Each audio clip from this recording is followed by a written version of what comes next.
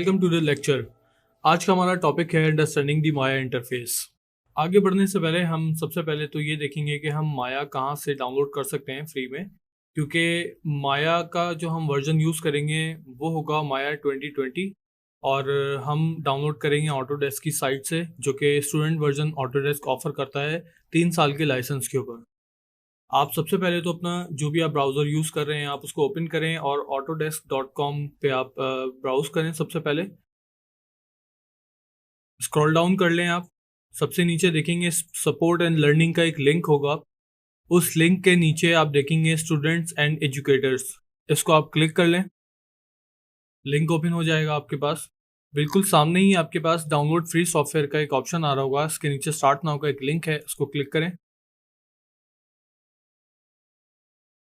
जब new page open हो जाएगा तो उसके अंदर आप देखेंगे कि आपके पास ऑटोडेस्क की जितनी भी प्रोडक्ट्स हैं वो सामने आ रही होंगी, जिसमें से हमें जो सेलेक्ट करनी है वो है माया। नेक्स्ट पेज ओपन होगा तो वहाँ पे आप देखेंगे कि ये आपसे आईडी मांग रहा है। अगर आप ऑलरेडी ऑटोडेस्क की आईडी आपके पास मौजूद है तो आप उसको साइन इन कर लें, अदरवाइज आप साइन अप कर लें, न्यू अकाउंट क्रिएट कर लें। जैसे ही आप न्यू अकाउंट क्रिएट करेंगे या आप ऑलरेडी ऑटोडेस्क की आईडी आप अगर आपके पास मौजूद है तो उसको साइन इन करने के बाद इसका डाउनलोड का लिंक आपको आ जाएगा। आई थिंक डाउनलोड का लिंक आपको ईमेल पे रिसीव होगा, तो वहाँ से आप इसको डाउनलोड कर लें। सिंपल आप इसको इंस्टॉल कर लें। इंस्टॉल करने के बाद जब आप माया को फर्स्ट टाइम रन करेंगे तो आपके पास डिफ़ॉल्ट जो वर्क स्पेस होगा या जो माया का इंटरफेस होगा वो कुछ इस तरह से होगा, जैसे आप मेरी स्क्रीन पे देख सकते हैं अभी। तो चलें स्टार्ट करते हैं माया के इंटरफेस के हवाले से। सबसे पहले तो आपको लेफ़्ट टॉप कॉर्नर पे आप देखेंगे कि आपके पास जो मेन मेन्यू है वो फाइल एडिट क्रिएट और इस तरीके से इन दी एंड हेल्प के ऊपर एंड हो रहा है। ये मेन मेन्यू इसलिए मैं कहूँगा क्योंकि ये मेन्यू जो है फाइल एडिट, ये आपको तकरीबन हर सॉफ्टवेयर में देखने को मिलेगा। फाइल के अंदर आपको वही कॉमन कुछ चीज़ें आपको देखने को मिलेंगी, जैसे ओपन, सेव, इंपोर्ट, एक्सपोर्ट, और एडिट में भी सेम इसी तरीके से जो एडिट के मेन फंक्शंस होते हैं वो आपको देखने को मिल जाएंगे।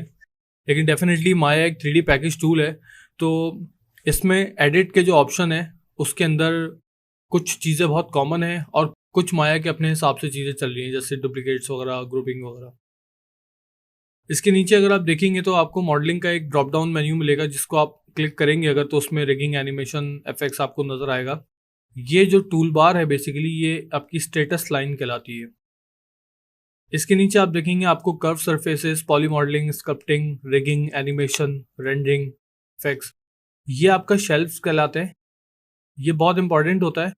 इसमें हम कस्टमाइज़ करते हैं कुछ चीज़ों को, जैसे कस्टम का जो शेल्व है ये अभी आपको खाली नज़र आ रहा है। कस्टम का जो शेल्व है इसको हम अपने वर्क फ्लो के हिसाब से अरेंज करेंगे। इसमें अपने कुछ कस्टम टूल्स ऐड करेंगे जो कि हम फ्रिक्वेंट यूज़ करते हैं।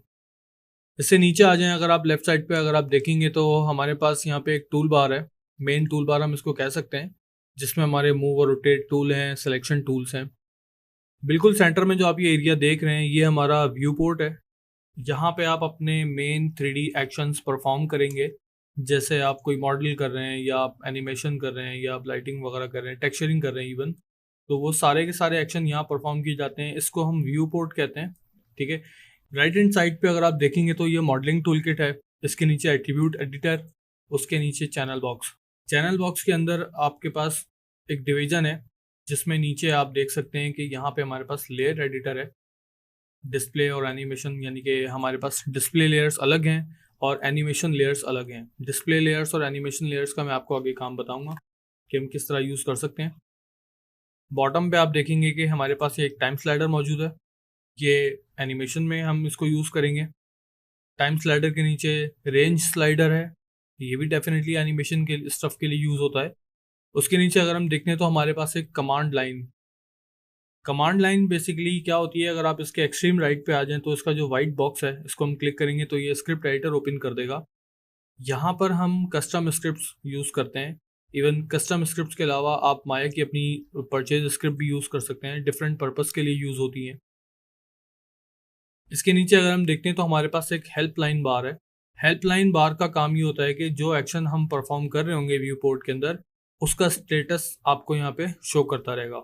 जैसे अगर हम कोई इमेज रेंडर कर रहे हैं तो उस रेंडरिंग का जो प्रोसेस होगा, लाइक अगर वो 30% रेंडर हो गई है, 50% रेंडर हो गई है, तो उसका प्रोसेस यहाँ पे आपको शो करेगा। इसी तरह से आप एनिमेशन या सिमुलेशन अगर आप कोई कर रहे हैं तो उसकी जो भी प्रोसेसिंग होगी वो यहाँ पे आपको शो कर रही होगी। तो ये था माया का एक बेसिक इंटरफेस। नेक्स्ट लेक्चर में हम कवर करेंगे कि माया के अंदर हम किस तरह से प्रोजेक्ट्स क्रिएट करते हैं, फाइल सेव करते हैं, और माया की फाइल टाइप्स कितनी हैं।